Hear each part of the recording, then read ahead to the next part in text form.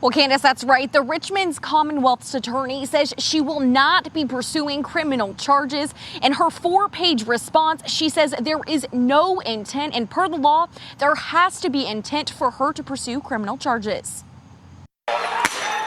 This is the moment in question, the night of June 1st, 2020 in Richmond. The Commonwealth's attorney was tasked to determine if Richmond police broke the law by deploying tear gas at the peaceful protesters at the Lee Monument.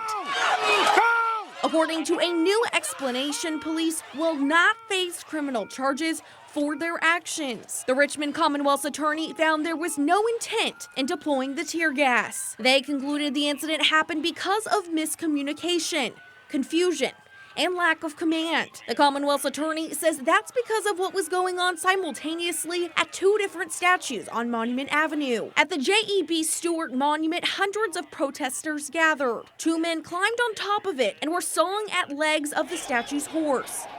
Just a 1/10 of a mile down Monument Avenue, even more people gathered around Lee Monument. Officials say protesters were peaceful, listening to speakers. They say no one was trying to dismantle the monument when tear gas was deployed. From the findings, officials say RPD command believed they were granting permission to use tear gas at the Stewart Monument, but reports indicate that the sergeant was requesting to use tear gas at the Lee Monument. Officials say there were multiple officers talking on different radio channels during that time. Speakers did not identify themselves. It was often unclear who was speaking and at which monument. Quote, "This lack of clarity contributed to the overall confusion and chaos," according to the Commonwealth attorney. The report also indicates there were 4 main reasons why tear gas was deployed at Lee Monument. The threat of potential injury to the public if protesters knocked down the Stewart Monument. Lee statue being the first large crowd of protesters police responded to. The inability to see what was happening on the other side of the statue. And confusion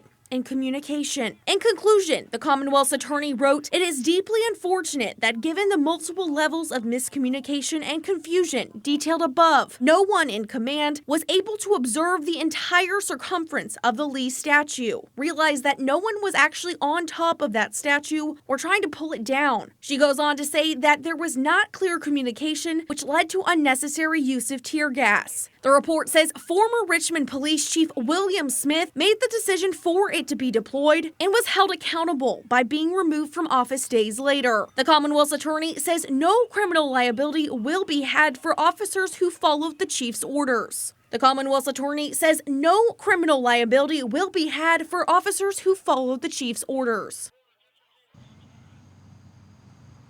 CBS 6 did reach out to the police department to ask them if they will be conducting an internal investigation. We are still waiting to hear back.